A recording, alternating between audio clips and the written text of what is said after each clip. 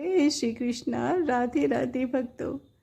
तो भक्तों, आज की जो सत्य लीला कथा मैं आपको सुनाने जा रही हूँ, ये बहुत ही हृदय विदारक है। इसको सुनने के बाद लड्डू गोपाल के प्रति आपकी श्रद्धा और प्रेम बहुत ही ज़्यादा बढ़ जाएगा। लड्डू गोपाल के प्रति आपकी आस्था इतनी ज़्यादा बढ़ जाएगी और साथ में आपको ये बात समझ में ज़रूर आएगी कि लड्डू गोपाल अपने भक्तों का साथ कभी नहीं छोड़ते। भक्त उन्हें भले भी भूल जाए, लेकिन वो अपने भक्तों की रक्षा हर हाल में ज़रूर करते हैं। तो भक्तों, 3 नवंबर को आने वाले भूकंप, जो कि भारत के कई शहरों में आया, बहुत सारे शहरों में इसके कुछ झटके महसूस किए गए, लेकिन इस तेज भूकंप का जो केंद्र था वो था नेपाल। ये सत्य कथा है नेपाल में ही रहने वाले एक युवक की, जिसने आज ही अपनी ये लीला मुझसे शेयर की। अजय इस समय शारीरिक तौर पे तो फिट है, लेकिन वो मानसिक तौर पे बहुत ज़्यादा डिस्टर्ब हो गए हैं, क्योंकि नेपाल में भूकंप की वजह से बहुत सारे लोगों का देहांत हुआ। बहुत सारी महिलाएं और बच्चे मर गए। भूकंप में मकान गिरने से, मलबों के नीचे दबने से बहुत सारे लोगों की मौत हो गई। यहीं पे अजय दुखी होते हुए लेकिन उत्साह के साथ अपने साथ घटी हुई लड्डू गोपाल की ऐसी प्यारी घटना को मुझसे शेयर करते हुए बताते हैं कि मैं बचपन से ही लड्डू गोपाल की सेवा करता हूँ। मेरे घर में मेरी माँ और मेरे पापा रहते थे, साथ में हमारी दादी भी रहती थी। मेरा विवाह 2 वर्ष पहले कंचन से हुआ था। हम एक बहुत ही खुशहाल जीवन जी रहे थे।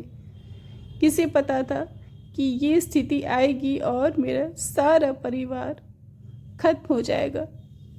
अजय बताते हैं कि रोज़ की तरह मेरे घर के सभी सदस्य अपनी दिनचर्या में लगे हुए थे। हमने दिन में अपना काम किया, शाम को मैं घर आया और खाना खाकर हम सब सो गए। रात का कुछ 11:30 बज रहा था। मेरी पत्नी और मैंने गोपाल जी को भोग लगाया और उन्हें सुला दिया। उन्हें सुलाने के बाद हमने खाना खाया और हम सब अपने अपने कमरे में सोने चले गए। लेकिन आज का दिन तो बहुत ही मनहूस था। किसे पता था कि ये सब होगा। मैं और मेरी पत्नी, हम दोनों लेटे हुए थे। मेरी पत्नी को नींद आ गई, लेकिन मुझे नींद नहीं आ रही थी। मुझे अचानक से ज़मीन में से कुछ उठने वाली तरंगों का एहसास हुआ। मैं उठकर बैठ गया और उसके बाद तुरंत ही भूकंप के तेज़ झटके शुरू हो गए। मैंने अपनी पत्नी को जगाया और दौड़कर अपनी दादी के कमरे में गया। मेरी दादी बहुत बुढ़ी हैं। अजय बताते हैं कि वो ठीक से चल भी नहीं पाती। अपनी दादी को व्हील चेयर पे बैठाकर मैं जल्दी से बाहर लेकर आया। मेरी पत्नी और मेरी दादी, हम तीनों बाहर थे, लेकिन उसी समय मुझे कुछ याद आया। मुझे ऐसा प्रतीत हुआ कि मैं कुछ भूल रहा हूँ।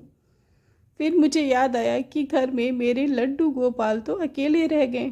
कहीं उन पर कुछ गिर गया या फिर उन्हें चोट लग गई तो उन्हें बहुत पीड़ा होगी। मैं दौड़ के अंदर जाने लगा अपने लड्डू गोपाल को लेने। तभी मेरी बीवी ने मेरा हाथ जोर से पकड़ लिया और मुझे डांटा कि आप कहाँ जा रहे हैं। मैंने उससे बोला कि मुझे जाने दो, मेरे गोपाल जी अंदर पड़े हुए हैं, उन्हें चोट लग जाएगी, मुझे उन्हें बाहर लेकर आने दो। हमारे घर के बाहर बहुत ही ज़्यादा भीड़ इकट्ठी थी।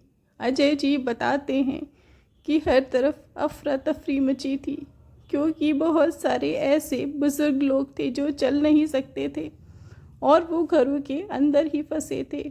बहुत सारे लोग ऐसे थे जो सोए हुए थे और उनके ऊपर छत या दीवार गिरने से उनकी मौत हो गई।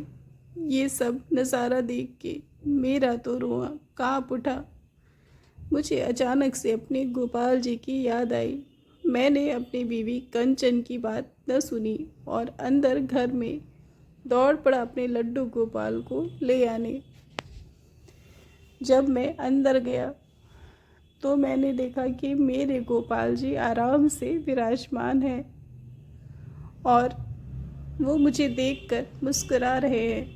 मुझे ऐसा प्रतीत हुआ जैसे मेरे गोपाल जी के श्री विग्रह से आवाज़ आ रही है कि भक्त, तू परेशान क्यों है? तुझ पर तो मेरी कृपा सदैव है। तुझे डरने की क्या ज़रूरत? तुझे कुछ भी नहीं होगा, तू बिल्कुल सुरक्षित है। मुझे ऐसा लगा कि गोपाल जी मुझसे ये सब कुछ कह रहे हैं और मैं उन्हें देखते देखते उनकी रूप माधुरी में डूब गया। मैं सब भूल भूल गया कि बाहर क्या हो रहा है, भूकंप आ रहा है या फिर कोई मर रहा है। मैं ये सब कुछ भूल गया, बस एकटक अपने गोपाल जी को देखता रहा।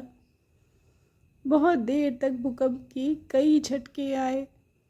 मेरी पत्नी को लगा कि मैं अंदर घर में ख़त्म हो गया, लेकिन करीब 1 घंटे के बाद जब मुझे होश आया तो मैंने देखा कि मेरे गोपाल जी मुझे देखकर मुस्कुरा रहे हैं और मैं बैठकर उन्हें निहार रहा हूँ।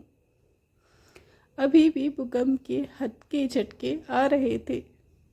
जब मैं बाहर गया तो मैंने बहुत ही बुरा नज़ारा देखा।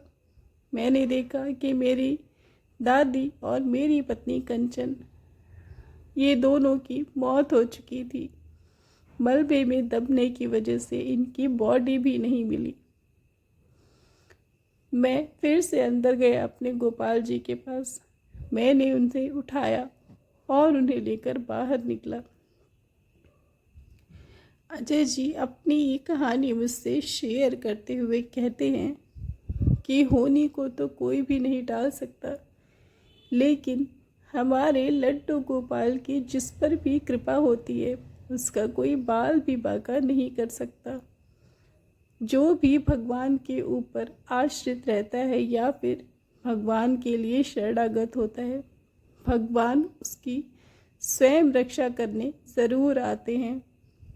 अजय जी अपनी ये घटना मुझसे शेयर करते हुए बहुत दुखी और भावुक हो गए थे, लेकिन वो कहते हैं कि मैं भक्तों से एक निवेदन करना चाहता हूँ कि अगर आप लड्डू गोपाल की सेवा करते हैं तो अपनी सारी परेशानियाँ उनके ऊपर छोड़ दें।